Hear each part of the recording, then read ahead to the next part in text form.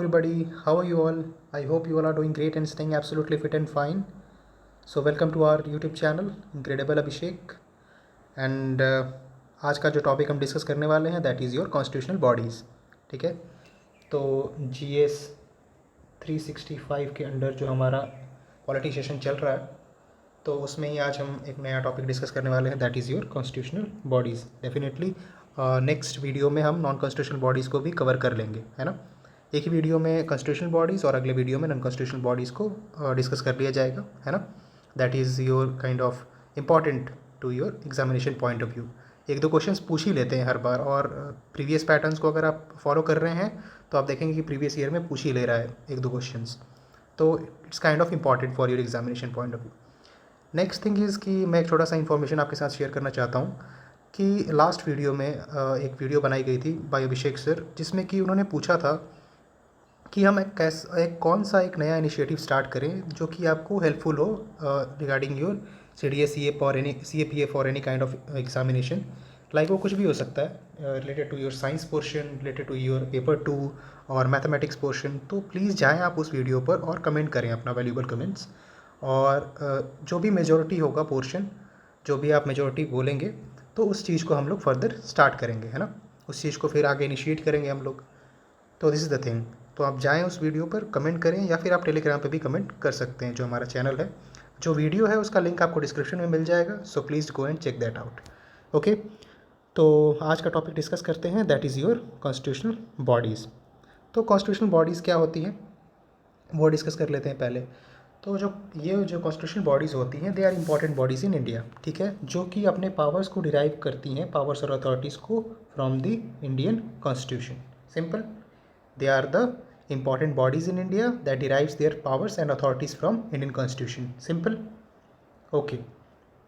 अब इसका मतलब है that they are specifically mention in the constitution. वो स्पेसिफिकली मेंशन होगी हमारी कॉन्स्टिट्यूशन में, है ना, as per the name describes that is constitutional bodies. इसका मतलब है कि उनके लिए डेडिकेटेड आर्टिकल्स भी होंगे, है ना। ठीक, अगर कॉन्स्टिट्यूशनल बॉडीज़ जो हैं इनके अंदर आपको कुछ भी चेंज करना है, इनके मैकेनिज़्म को चेंज करना है, तो you have to require like आपको कॉन्स्टिट्यूशन में अमेंडमेंट करना पड़ेगा, है ना। Any change in the mechanism of this bodies would require a constitutional amendment. ठीक, कुछ इंपॉर्टेंट बॉडीज़ जो हैं हमारी like in your constitutional bodies, तो they are like your finance commission, the UPSC, the election commission, CAG, national commission for SC and ST, etcetera. These are like your some constitutional bodies, ठीक है। Next thing is your statutory body, ठीक है।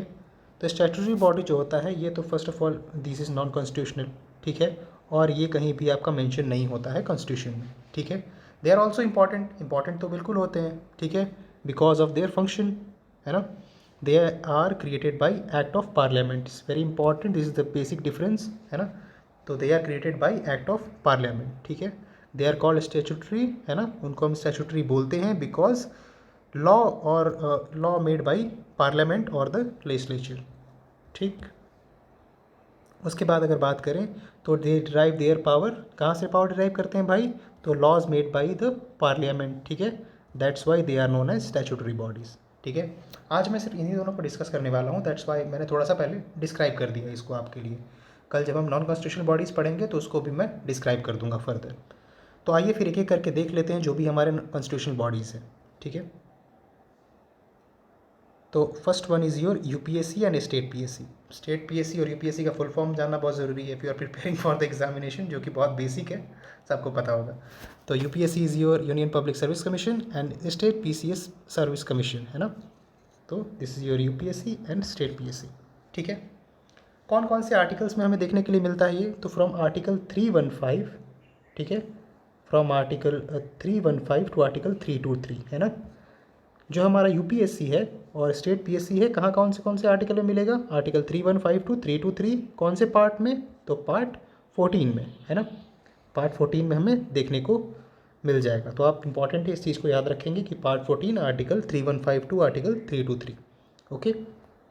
Now the next thing is कि अब इनके जो होता है तो इसको अपॉइंटमेंट कहाँ से होती है, कौन इनको अपॉइंट करता है ना। तो इनका अपॉइंटमेंट जो होता है UPSC में, this is done by the president of India, और वहीं अगर हम स्टेट पीएससी की बात करें तो अपॉइंटमेंट होता है बाई गवर्नर, ठीक है। लेकिन अगर हम रिमूवल की बात करें यहाँ पर, तो दोनों जगह पर जो हमारा रिमूवल होगा, चाहे वो यूपीएससी में हो या फिर स्टेट पीएससी में हो, दोनों का रिमूवल की अगर बात करें हम, तो वो सिर्फ प्रेसिडेंट ही कर सकते हैं, ठीक है। यहाँ पर मेंशन है removed only by the president. State PSC में अपॉइंटमेंट जो होता है वो गवर्नर के द्वारा किया जाता है, और जो रिमूवल प्रोसीड्योर होता है ना, जो रिमूव किया जाता है, that is done by your president, ठीक है। अब क्वालिफिकेशन क्या क्या चाहिए इसके लिए, तो कोई भी क्वालिफिकेशन मेंशन नहीं किया गया है, एक्सेप्ट कि जो हाफ मेंबर्स हैं ना, दे शुड हेल्ड एट, मतलब एटलीस्ट जो उन्होंने 10 साल काम किया हो अंडर गवर्नमेंट ऑफ इंडिया और स्टेट, है ना। Half of members should be held at office at least 10 years under the government of India और स्टेट, सिंपल। और दोनों में ये चीज़ सेम है, ठीक है, क्वालिफिकेशन दोनों में सेम ही है। वैसे तो मेंशन नहीं की गई, एक्सेप्ट ये that half member should held office at least 10 years under the government of India and और स्टेट, है ना। अब हम स्ट्रेंथ की बात कर लेते हैं कि भाई कि कितने मेंबर्स होते हैं इसमें। तो स्ट्रेंथ जो होता है वो स्पेसिफाइड नहीं होता है, it is pure discretionary power of president, ठीक है। This is the discretionary power of president, कि प्रेसिडेंट के ऊपर होता है, ठीक है। दोनों ही केस में जो हमारा होता है स्पेसिफाइड नहीं होता है। ऑल्दो इट कंसिस्ट 9 से 11 पीपल, है ना, 9 से 11 मेंबर्स होते हैं इंक्लूडिंग योर चेयरमैन, ठीक है। टेन्योर की अगर बात करें, तो टेन्योर अगर बात करें यूपीएससी की, तो दैट इज़ योर 6 ईयर्स और एज ऑफ 65 ईयर्स। या तो आपने 6 ईयर कर लिया हो या फिर आपका 65 ईयर्स ऑफ एज हो गया हो, है ना। और अगर हम बात करें स्टेट पीएससी की, तो 6 ईयर्स और द एज ऑफ 62 ईयर्स, है ना। याद है हमने ऐसा कहाँ देखा था, तो we have seen in supreme court, in case of supreme court and in case of high court हमने ये चीज़ देखी थी एज वाली, ठीक है। अगर हम बात कर ले चेयरमैन की, कि भाई अगर फर्दर अपॉइंटमेंट हो सकते हैं या फिर नहीं हो सकते हैं, तो वो भी देख लेते हैं हम यहाँ पर। अगर मैं बात करूँ यूपीएससी की, ठीक है, तो यूपीएससी में जो चेयरमैन होते हैं, तो ही इज़ नॉट एलिजिबल, ठीक है, वो फर्दर अपॉइंटमेंट के लिए एलिजिबल नहीं होते हैं। कहाँ पर? गवर्नमेंट ऑफ इंडिया किसी भी ऑफिस या फिर स्टेट में, है ना। मेंबर्स की बात करें तो they are also not eligible for the reappointment, जो कि सेकेंड टर्म का जो के लिए जो अपॉइंटमेंट होगा उसमें वो लोग भी अपॉइंट नहीं हो सकते। लेकिन मेंबर्स के केस में ये बात है that any other appointment in government of India और स्टेट वो नहीं होंगे, but they are eligible to be the chairman of UPSC और स्टेट पीएससी, ठीक है। कहने का अर्थ ये है कि जो मेंबर्स होंगे, पहला तो जो चेयरमैन होगा वो तो बिल्कुल एलिजिबल नहीं होगा for further appointment in government of India और स्टेट, है ना। लेकिन मेंबर्स की बात करें तो नॉट एलिजिबल फॉर रिअपॉइंटमेंट, ठीक है, और any appointment in government of India और स्टेट, ठीक है। But they are eligible to be the chairman of UPSC और स्टेट पीएससी। अब देख लेते हैं कि भाई स्टेट पीएससी में क्या होता है, ठीक है। चेयरमैन जो है यहाँ पर इनका, ये कोई भी एलिजिबल नहीं होगा, ठीक है, फॉर रीअपॉइंटमेंट, ठीक है, सेकेंड टर्म के लिए। बट इनमें क्या होता है, मतलब सेकेंड टर्म के लिए अपॉइंटमेंट के लिए वो नहीं हो पाएगा एलिजिबल, और any appointment in government of India और स्टेट, लेकिन वो चेयरमैन ऑफ यूपीएससी के लिए अपॉइंट हो सकता है, ठीक है।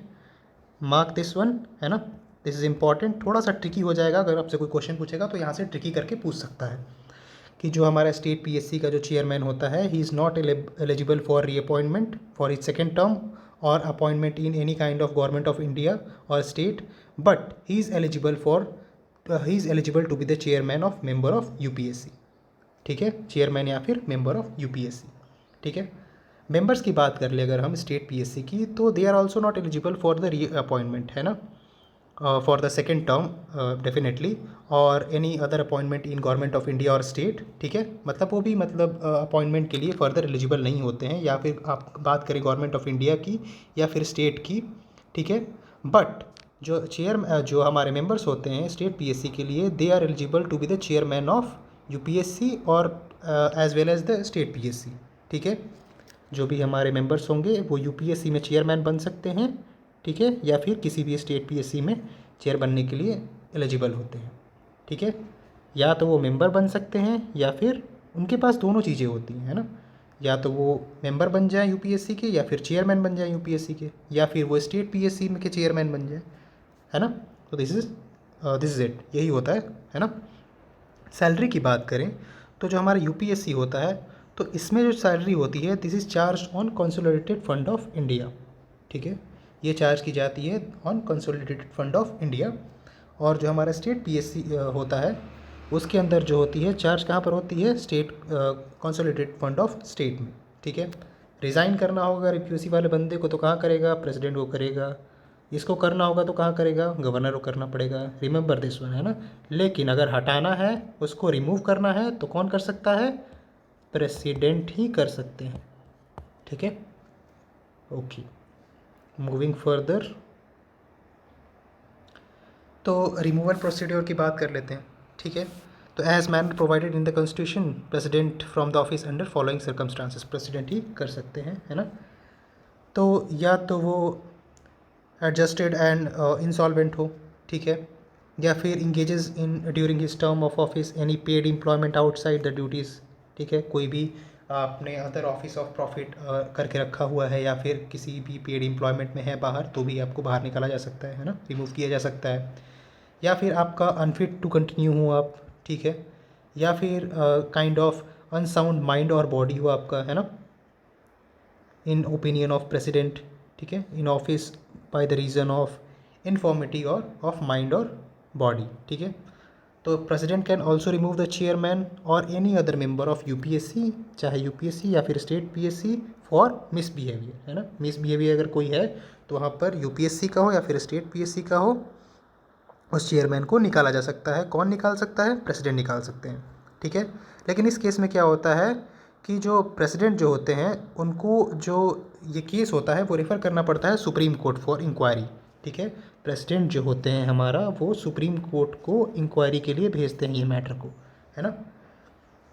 सुप्रीम कोर्ट जो होता है आफ्टर इंक्वायरी एडवाइस करता है प्रेसिडेंट को, ठीक है, कि भैया ये हमारी एडवाइस है इस चीज़ को लेकर, और जो भी इनका एडवाइस होता है सुप्रीम कोर्ट का वो बाइंडिंग हो जाता है प्रेसिडेंट को, ठीक है। आई होप आपको रिमूवल का प्रोसेस समझ में आ रहा होगा कि प्रेसिडेंट फर्स्ट ऑफ ऑल क्या करते हैं कि या तो वो यूपीएससी हो या फिर स्टेट पीएससी हो, तो निकालने का काम कौन कर रहा है, प्रेसिडेंट साहब कर रहे हैं, ठीक है। इन केस ऑफ मिसबिहेवियर की मैं बात कर रहा हूँ। तो इस केस में क्या होता है कि प्रेसिडेंट साहब जो होते हैं इस मैटर को कहाँ भेजते हैं, सुप्रीम कोर्ट में, ठीक है। और सुप्रीम कोर्ट जो होता है आफ्टर इंक्वायरी वो एडवाइस करता है प्रेसिडेंट को, और जो भी वो एडवाइस करेगा इस चीज़ को लेकर वो बाइंडिंग हो जाता है ऑन आवर प्रेसिडेंट, ठीक है। ड्यूरिंग दिस इंक्वायरी, इस इंक्वायरी के दौरान the president can suspend the chairman of or the member of UPSC and joint state public service commission, है ना, जेपीएससी, ठीक है। तो अगर मैं बात करूं यूपीएससी की या फिर आपका जेपीएससी की, JPSC is your joint public service commission, आगे मैं डिस्कस कर लूँगा इसके बारे में, थोड़ा सा ही नॉलेज दे दूँगा आपको। तो इन case of UPSC and JPSC जो हमारे प्रेसिडेंट साहब हैं, ठीक है, वो सस्पेंड कर सकते हैं, इन दोनों को सस्पेंड कर सकते हैं कौन, हमारे प्रेसिडेंट साहब, जो भी हमारा ये चल रहा होगा जब लाइक रिमूवल का प्रोसीड्योर, है ना। तो जो भी हमारा सुप्रीम कोर्ट जब ये कार्रवाई कर रहा होगा तो उस इंक्वायरी के दौरान जो हमारे प्रेसिडेंट साहब है ना वो सस्पेंड कर सकते हैं किसको, यूपीएससी के मेंबर्स को या फिर चेयरमैन को या फिर जेपीएससी के मेंबर्स या फिर चेयरमैन को, ठीक है। और वहीं पर जो हमारा स्टेट पीएससी होगा उसको कौन कर सकता है, इसको गवर्नर साहब सस्पेंड कर सकते हैं ड्यूरिंग द इंक्वायरी प्रोसीड्योर, है ना। यहाँ पर लिखा भी हुआ है, आप पढ़ सकते हैं, ठीक है। तो यहाँ पर मिसबिहेवियर जो है वो डिफ़ाइन किया गया है, and that is your it is concern or interested in any government contract, अगर कोई भी आप गवर्नमेंट कॉन्ट्रैक्ट में इन्वॉल्व है या फिर आप पार्टिसिपेट कर रहे हैं किसी भी तरह से, मतलब प्रॉफिट कमाना चाह रहे हैं ऑफ सच कॉन्ट्रैक्ट, है ना। तो दिस इज़ द थिंग। उसके बाद अगर मैं बात कर लूँ तो वॉचडॉग ऑफ मेरिट सिस्टम में आप पढ़ सकते हैं, assist state and joint recruitment in if more than 2 states asked, ठीक है। मतलब अगर जेपीएससी बनाने की बात कर रहे हैं हम मैं यहाँ पर, तो जेपीएससी कब बनती है आपकी, जॉइंट पब्लिक सर्विस कमीशन, तो जब दो और दो से ज़्यादा स्टेट्स जो होती हैं उसको बारे में आस्क करती हैं, है ना। The president can exclude posts services and matters for the preview of purview of कौन सा, यूपीएससी। ओके, तो आगे देख लेते हैं इसका, ठीक है। तो यूपीएससी जो होती है हमारी ये प्रेजेंट करती है रिपोर्ट, ठीक है, कब, एनुअली, एनुअली किसको करती है? प्रेसिडेंट साहब को करती है। The president place this report in before of both the houses of parliament. Lok Sabha plus Rajya Sabha दोनों हाउस के सामने कौन रखता है इस रिपोर्ट को? हमारे प्रेसिडेंट साहब, है ना। ठीक। All cases of non acceptance must be approved by appointments committee of the union cabinet. ध्यान रखेंगे आप इस चीज़ को, ठीक है। कोई भी इंडिविजुअल मिनिस्ट्री हो गई या फिर डिपार्टमेंट हो गया तो उसके पास ये पावर नहीं होती कि वो रिजेक्ट कर दे द एडवाइस ऑफ यूपीएससी, ठीक है। उसके बाद अगर मैं बात करूँ स्टेट पीसीएस की, तो consulted by governor while farming rules और अपॉइंटमेंट टू जुडिशियल सर्विस और स्टेट, तो वो किससे कंसर्न करेगा? गवर्नर से कंसर्न करता है यहाँ पर, है ना। उसके बाद the governor can exclude post services and matters from the purview of state PSC. अब इसको देख लेंगे। अब मैं बात कर लेता हूँ आपसे थोड़ी सी जेपीएससी के बारे में, एक छोटा सा आपको ओवरव्यू दे देता हूँ इसका, है ना। तो जो हमारी जेपीएससी होती है, जो हमारी जेपीएससी होती है, जेपीएससी का फुल फॉर्म यहाँ पर मेंशन है, that is joint states public service commission, है ना। तो जब दो या दो से ज़्यादा स्टेट्स जो होती हैं, ठीक है, मतलब दो या दो से ज़्यादा स्टेट्स के लिए एक कॉमन जॉइंट सर्विस कमीशन बना सकती है ना। और हमारी पार्लियामेंट जो है, अगर हमारी पार्लियामेंट स्टेट्स अगर रिक्वेस्ट करें ना, अगर स्टेट्स रिक्वेस्ट करती हैं तो पार्लियामेंट जो है हमारी वो बना सकती है फॉर 2 और मोर देन 2 स्टेट्स, ठीक है। तो ये by an act of parliament है, ठीक है। सो ये एक स्टैट्यूटरी बॉडी हो गया, मैंने आपको डेफिनेशन में बताया था, ठीक है। तो सिंपल डिफाइन कर रहा है इस चीज़ को, ठीक है। स्टैट्यूटरी बॉडी क्या होती है? जो बनी होती है by an act of parliament, ठीक है। अपॉइंटमेंट सेम यहाँ पर प्रेसिडेंट साहब करेंगे, ठीक है। आप याद रखेंगे कि जेपीएससी में अपॉइंटमेंट कौन करता है? प्रेसिडेंट साहब करते हैं, गवर्नर साहब नहीं, है ना। इंपॉर्टेंट है ये, बिकॉज यहीं पर कन्फ्यूजन क्रिएट हो जाता है लोगों को, ठीक है। और इसका जो टेन्योर होता है that is same as your state PSC, that is your 6 years और 62 ईयर्स ऑफ योर एज, है ना, ठीक है। तो आई होप यहाँ तक समझ में आ गया होगा। अगर कुछ भी नहीं समझ में आता है तो एज आई सेड, आपको कोई भी प्रॉब्लम है comment down below, I am ready to answer, है ना। आपको और सिंप्लीफाइड वे में समझाने की कोशिश करूँगा मैं। And if you are not able to ask over there, तो आप टेलीग्राम पे पूछो, इंस्टाग्राम पे पूछो, we are ready to answer you, है ना। Will try to explain you, ठीक है। नाउ नेक्स्ट थिंग, हम नेक्स्ट आगे थोड़ा चल लेते हैं, ठीक है। अब डिस्कस कर लेते हैं कि भैया election commission and CAG, controller and auditor general, ठीक है, that is your CAG and state election commission. ये कटआउट्स मैं फिर लेकर आया हूँ आपके लिए, बिकॉज हम कंपेयर करके पढ़ते हैं तो इट्स ईजी टू रिमेंबर, है ना। और इसका जो पीडीएफ है easily available on our Telegram channel, so please do join that, आपको लिंक मिल जाएगा डिस्क्रिप्शन में, ठीक है। तो बात कर लेते हैं इलेक्शन कमीशन और कैग की, है ना। तो जो हमारा कौन से आर्टिकल में प्रेजेंट है भाई, जो इलेक्शन कमीशन है, तो इलेक्शन कमीशन आता है अंडर आर्टिकल 324, और जो हमारा कैग है वो आर्टिकल 148 टू 151 में आता है। कौन से पार्ट में है? तो जो हमारा इलेक्शन कमीशन है that is under part 15, and जो हमारा controller and auditor general that is your CAG, ये कौन से में आता है हमारा? दैट इज़ अंडर पार्ट 5, ठीक है। दोनों ही केसेस में जो अपॉइंटमेंट होता है वो करते हैं कौन? प्रेसिडेंट साहब, ठीक है। और इनका भी जो क्वालिफिकेशन है that is not prescribed under constitution, constitution में कोई भी क्वालिफिकेशन का जिक्र नहीं किया गया है, बताया नहीं गया है, ठीक है। स्ट्रेंथ की बात कर लें तो स्ट्रेंथ भी जो है इसके अंदर नहीं बताई गई है, अगर हम इलेक्शन कमीशन की बात कर लें। On the discretion power of president, discretion है, लेकिन currently they are 3 members as mentioned over here, ठीक है। और this is a single member body. अगर हम कैग की बात करें तो कैग जो होता है हमारा एक सिंगल मेंबर बॉडी होता है, मतलब सिर्फ एक ही आदमी हो सकता है इसमें, ठीक है। टेन्योर और सैलरी की बात कर लें अगर दोनों एक केस में, तो जो हमारा इलेक्शन कमीशन है, ठीक है, तो जिसका जो कंडीशन ऑफ सर्विस है, ठीक है, कंडीशन ऑफ सर्विस जो है और टेन्योर ऑफ ऑफिस जो है, ये कौन डिटरमाइन करेगा? ये करते हैं हमारे प्रेसिडेंट साहब। लेकिन अगर मैं बात करूँ हमारे कैग की, तो इसका सैलरी और सर्विस कंडीशन ये डिटरमाइन करता है कौन? पार्लियामेंट, है ना। अगर सैलरी की बात करें तो जो हमारा इलेक्शन कमीशन है तो उसमें जो सैलरीज होती हैं तो ये सुप्रीम कोर्ट के जो जज होते हैं उनकी सैलरी के बराबर होता है। और दूसरे जो हमारा कैग है इसका भी सेम जो है हमारा सुप्रीम कोर्ट के जजेस होते हैं उनकी सैलरी के बराबर ही इनका भी सैलरी होता है, ठीक है। अब अगर बात करें टेन्योर की, तो करंटली 6 साल और 65 साल वाला ही सिस्टम है दोनों जगह पे। मतलब करंटली मतलब आप 6 ईयर्स के आपने सर्व किया हो या फिर आपका जो एज हो दैट इज़ ऑफ 65 ईयर्स, तब तक आप सर्व कर सकते हैं, और दोनों ही केस में सेम ही है ना। तो सैलरी और एज जो है आपका सेम है, सैलरी एज और टेन्योर आप जो भी बोलें, ठीक है। उसके बाद जो हमारा कॉन्स्टिट्यूशनल है वो है नॉट डेलिब्रेटेड फ्रॉम फर्दर अपॉइंटमेंट। तो इसमें फर्दर अपॉइंटमेंट हो सकती है, if you talk about election commission तो आपको फर्दर अपॉइंटमेंट्स मिल सकती है, ठीक है। लेकिन अगर हम बात करें कैग की तो नो फर्दर, मतलब not eligible for further appointment कहाँ पर, किसी भी गवर्नमेंट ऑफ इंडिया और स्टेट में, ठीक है। दोनों ही जो हैं, जो हमारे इलेक्शन कमीशन है के मेंबर्स हैं या फिर जो हमारा कैग है, दोनों ही रेजिग्नेशन किसको देंगे, प्रेसिडेंट को। ऑफ कोर्स इसमें कोई भी डाउट नहीं होना चाहिए कि वो प्रेसिडेंट को रिज़ाइन देंगे, ठीक है। अब हम बात कर लेते हैं रिमूवल प्रोसीड्योर की। तो जो चीफ इलेक्शन कमिश्नर होता है और कैग होता है, तो इन दोनों को मतलब सिक्योरिटी ऑफ टेन्योर प्रोवाइड किया जाता है, ठीक है। उसके बाद इनका जो रिमूवल होता है ना, तो ये it is on same grounds जो कि हमने सुप्रीम कोर्ट में देखा था। तो अगर आपने सुप्रीम कोर्ट वाला वीडियो नहीं देखा है, please go and check that out, बहुत इंपॉर्टेंट है वो भी, ठीक है।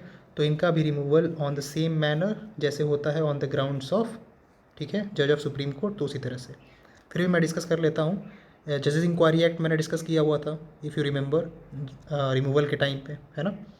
तो जजेस इंक्वायरी एक्ट भी होता है उसमें, ठीक है। तो कैसे रिमूव होते हैं, रिमूव्ड बाय प्रेसिडेंट, ठीक है, ठीक है, ऑन बेसिस ऑफ रेजोल्यूशन। पहले रेजोल्यूशन पास किया जाता है बोथ द हाउसेज, ठीक है, ठीक है, of the parliament like Lok Sabha and Rajya Sabha, ठीक है, विद ए स्पेशल मेजॉरिटी, ठीक है। और किस पे, तो on the grounds of proof misbehaviour on incapacity. Supreme court के जज को अगर हटाना है तो आपको दो कंडीशंस होती है, या तो एक होता है प्रूफ्ड मिसबिहेवियर या फिर होता है इनकैपेसिटी, ठीक है, प्रूफ्ड मिसबिहेवियर या फिर इनकैपेसिटी, दोनों ही अगर हैं तो आप हटा सकते हैं उनको, है ना, या तो प्रूफ मिसबिहेवियर हो या फिर इनकैपेसिटी हो, ठीक है। और इनके अगर मैं इलेक्शन कमीशन की बात करूँ तो members can be removed on recommendation of chief election commission, ठीक है। और advice president and governor on matters of disqualification of MP and MLA respectively. तो ये प्रेसिडेंट को एडवाइस कर सकते हैं और गवर्नर को भी in matters of disqualification of members of parliament or members of legislative assembly, okay. ये शायद मेरे ख्याल में कन्फ्यूजन क्रिएट कर रहा है, so let me right one more time for you. So this one is your proved misbehavior and incapacity, ठीक है। So this thing okay. तो आई होप ये भी क्लियर हो गया होगा आपको election commission and CAG. Now मत मूव करते हैं फिर आगे की तरफ अपन, है ना। तो next is your national commission for ST and SC, ठीक है। तो फर्स्ट ऑफ ऑल ये कॉन्स्टिट्यूशनल बॉडी होती है, ठीक है, स्टैब्लिश अंडर आर्टिकल 338। ये मैं बात कर रहा हूँ फॉर एससी, जो आर्टिकल प्रोवाइड की गई है दैट इज़ 338, एंड 338 जो है वो है 338A that is for ST, यानी कि 338 जो है ये हमारा एससी को है आर्टिकल, है ना, और 338A जो है फॉर एससी, ठीक है। बट अगर हम बात कर ले ऑन अदर हैंड्स तो जिन्हें लाइक हमारे जो नेशनल कमीशन फॉर वुमेन है 1992, या फिर नेशनल कमीशन फॉर माइनॉरिटीज़, या फिर ह्यूमन राइट कमीशन, या फिर national commission for protection of child 2007, तो ये सारे जो है ना ये स्टेचुटरी बॉडीज़ हैं, ठीक है। उसके बाद अगर मैं बात करूँ तो originally article 338 of the constitution जो क्या कहता है that is talk about the appointment of special officer for SC and ST. Reason क्या है भाई, तो to investigate all matters relating to the constitutional safeguard of S C and S T, ठीक है, relating the constitutional safeguard of S C and S T, ठीक है। और जो भी रिपोर्ट होगी वो किसको दी जाएगी, प्रेसिडेंट, एक minute, president on their working, I think technology again playing with me, okay वापस आ गया, okay, to investigate all matters relating to the constitutional safeguard for ST and ST and report to president on their working, ठीक है। ये कुछ चीज़ें मैं आपसे discuss कर लेता हूँ कि क्या क्या हुआ था इन समय पे, है ना।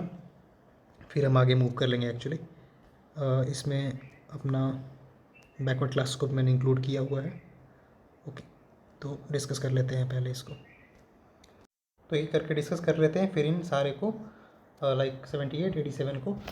बट मैं फिर से बता दूं आपको कि भाई जो ओरिजिनल जो था, दैट इज़ आर्टिकल जो हमारा 338 ऑफ द कॉन्स्टिट्यूशन है, जो कि बात करता है हमारा एससी की, दैट इज़ शेड्यूल्ड कास्ट की।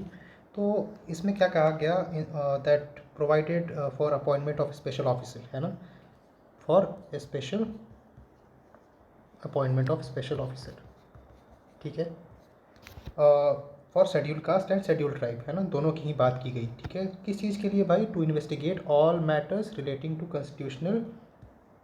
constitutional safeguard and for SC and ST, for scheduled tribes and scheduled caste, है ना, to investigate all matters relating to constitutional safeguards for ST and SC, और जिसका रिपोर्ट था to president on their working. ठीक है, he was designated as the commissioner for SC and ST, है ना, assigned और सेट फॉर द ड्यूटी।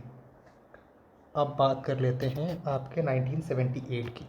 एक minute, let me erase this one. Okay,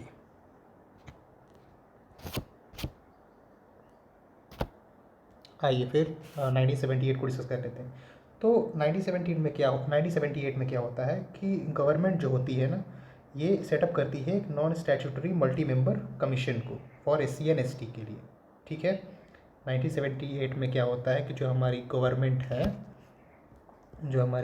है, इन्होंने एक रेजोल्यूशन पास किया। ठीक है, और उस फॉर किस चीज़ के लिए? सेटअप करने के लिए।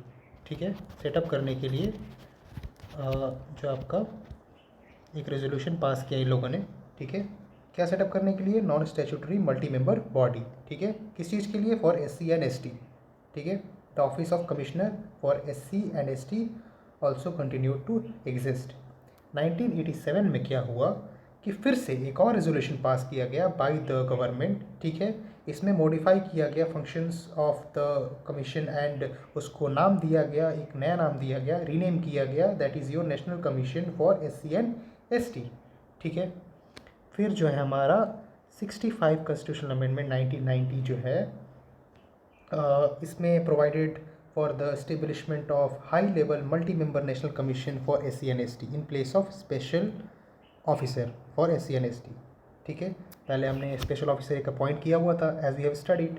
ठीक है, लेकिन 65 कॉन्स्टिट्यूशनल अमेंडमेंट जब हुआ तो उसमें एक स्टैब्लिशमेंट हुआ of high level multi member national commission for SC and ST। ठीक है, जो कि एक स्पेशल ऑफिसर जो था उसको जो है हटाकर ये ऑफिसर, मतलब ये एक मल्टी मेंबर बॉडी जो है लाना था। ठीक है, उस मल्टी मेंबर बॉडी ने commissioner of SC and ST को रिप्लेस किया and setup under resolution of 1987। ठीक है, फिर हमारा 89 कॉन्स्टिट्यूशनल एक्ट जो था 2003 में, ये मैं एडिशनल इन्फॉर्मेशन दे रहा हूँ, ये आपसे जनरली नहीं पूछा जाता है, बट फिर भी एक रहेगा आइडिया आपको, that this is kind of को रिलेटिंग विद द टॉपिक्स, है ना। तो 89 कॉन्स्टिट्यूशनल अमेंडमेंट हुआ। ठीक है, इन 2003।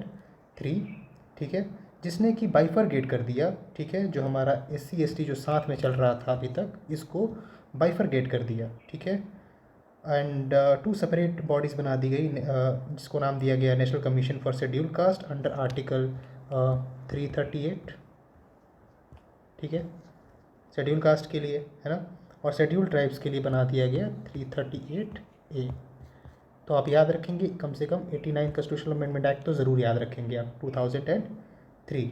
ठीक है, okay, the separate national commission for SC came into existence in 2004।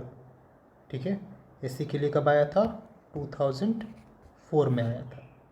ठीक है, उसके बाद चलिए फिर आगे डिस्कस कर लेते हैं स्लाइड्स को। As I have mention 65 constitutional amendment जो कि मैंने आपको समझा दिया था, और 89 में कॉन्स्टिट्यूशनल अमेंडमेंट एक्ट कब भाई? 2003 बाइफरगेट हो गया था। ठीक है, बैकवर्ड क्लास की बात करें तो ओरिजिनली ये एक स्टैट्यूटरी बॉडी हुआ करता था, फिर बाद में इसको कॉन्स्टिट्यूशनल स्टेटस मिला 102 कॉन्स्टिट्यूशनल अमेंडमेंट एक्ट 2018 में। ठीक है, उसके बाद अगर मैं कुछ फंक्शंस का डिस्कशन कर लूँ आपके साथ about SC and ST national commission, तो फंक्शंस क्या है भाई इस कमीशन के? तो ये जो होते हैं, इन्वेस्टिगेट करते हैं या फिर मॉनिटर करते हैं in all matters relating to constitutional and other legal safeguards for ST and SC about like evaluating their work, है ना। ये इन्वेस्टिगेट करते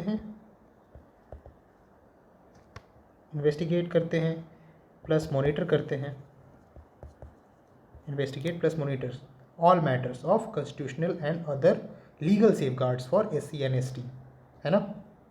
उसके बाद पार्टिसिपेट करते हैं, लाइक एडवाइस करते हैं प्लानिंग प्रोसेस में of social economic development of SC and ST and to evaluate progress under development under union और स्टेट, है ना।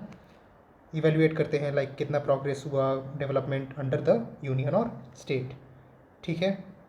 उसके बाद अगर मैं बात करूँ to inquire into specific complaints with respect to deprivation of rights and safeguard of SC और ST, है ना। उसके बाद अगर मैं बात करूँ तो ये प्रेजेंट करते हैं प्रेसिडेंट को, क्या प्रेसिडेंट को प्रेजेंट करते हैं क्या, annual and other such times to deem fit, ठीक है। रिपोर्ट्स अंडर वर्किंग दो सेफ गार्ड, जो भी सेफ गार्ड के ऊपर काम चल रहा होता है उसके ऊपर ये प्रेसिडेंट को इन्फॉर्म करते हैं एनुअली, है ना। तो these are some kind of functions जो कि है।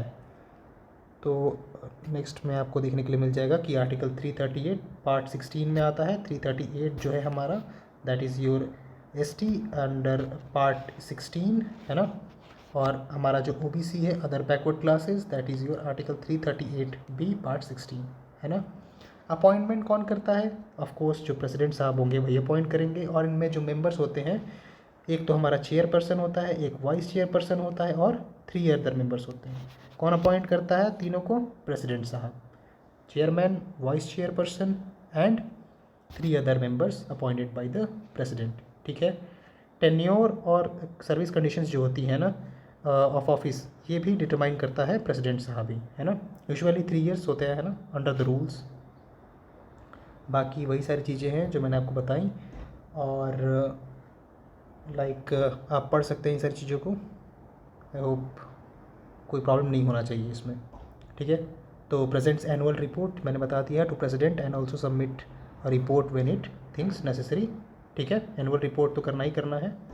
And the president place all the reports before parliament, ठीक है, like Lok Sabha and Rajya Sabha, and also forward any report of commission pertaining to state government to the state governor.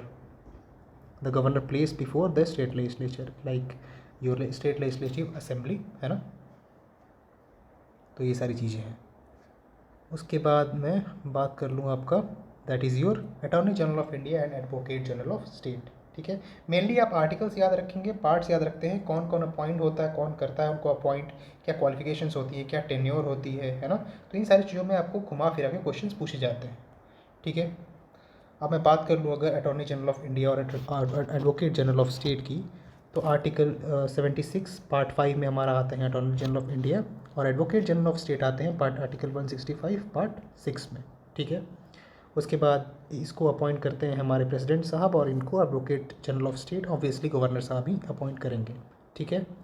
जो हमारा qualification है attorney general of India को लेके, तो he must be qualified to be the जज of supreme court, ठीक है। Qualified होने चाहिए सुप्रीम कोर्ट के जज बनने के लिए।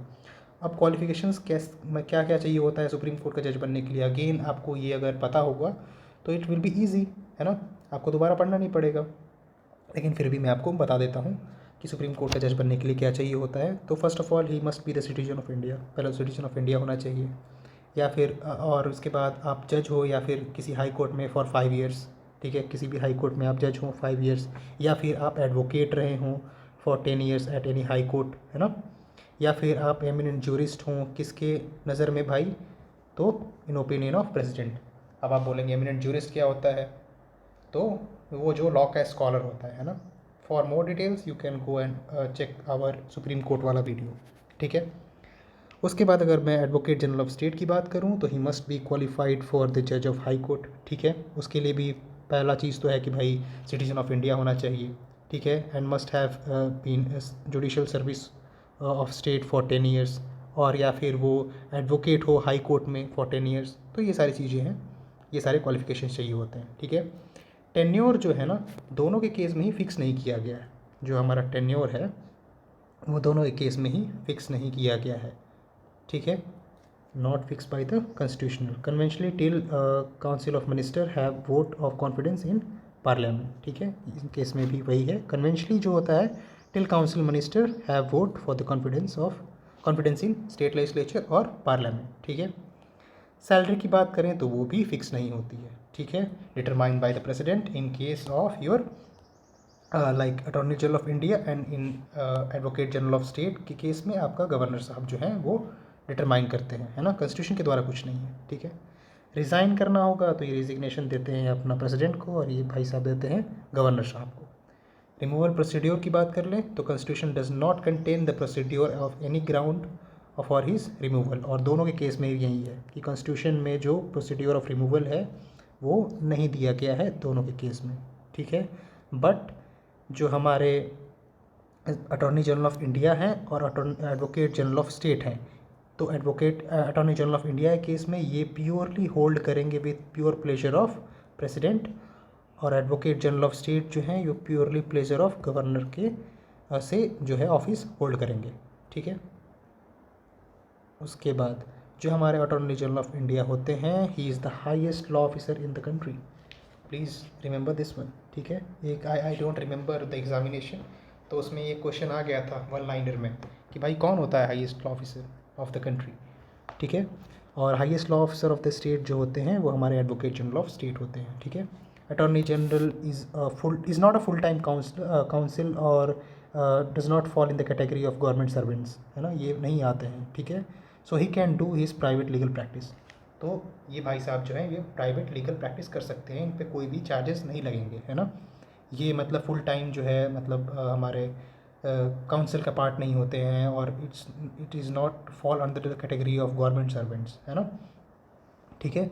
Right to audience in before any court of law within the state, ठीक है। हमारे एडवोकेट जनरल के पास ये राइट होता है, ठीक है, और इनके पास भी ये राइट होता है, ठीक। राइट टू स्पीक और टेक पार्ट और proceedings in any part of, तो ये मैंने आपको आई थिंक नहीं सॉरी अभिषेक सर ने करा दिया है ऑलरेडी, कि जो हमारे मिनिस्टर्स होते हैं हमारे या फिर अटॉर्नी जनरल ऑफ इंडिया होते हैं, he can take part in any proceedings of the parliament, ठीक है, और इन जॉइंट सिटिंग, ठीक है, एंड इन एनी कमेटी, ठीक है। बट वो उनके पास राइट टू वोट नहीं होता है, वो वोट नहीं कर सकते हैं किसी भी चीज़ को लेकर, ठीक है। और ये दोनों के केस में ही होता है, ठीक है। राइट टू स्पीक और take part in the proceedings of state legislature in any committee of state, but he is not able to without right to vote, ठीक है। उसके बाद he enjoys all privilege and immunities that are available to a member of parliament, जो भी immunities मिलती हैं, जो भी प्रिविलेजेस हैं एमपी के, वो सारे इंजॉय करता है हमारा अटॉर्नी जनरल ऑफ इंडिया, और एडवोकेट जनरल ऑफ स्टेट जो भी हमारा available to a member of state legislature है वो सारा वो चीज़ इंजॉय करता है। आई होप आपको समझ में आ रहा होगा। Again I am saying that अगर कुछ भी प्रॉब्लम है इमीडिएटली आप comment down below and will solve your doubt now. उसके बाद जो है हमारा बात कर लेते हैं, ये एक सिंपल सा चार्ट है, आप इसको देख लेंगे। मैंने क्वेश्चन तो देखा नहीं अभी तक जीएसटी काउंसिल से, फाइनेंस कमीशन एक बार पूछा हुआ है डेफिनेटली, तो आप देख लेंगे। That is GST council under article 279A part 12, article 280 part 12 जो हमारा फाइनेंस कमीशन आता है, और जो हमारा एक special officer for linguistic minority है that is under article 350B part 16, है ना।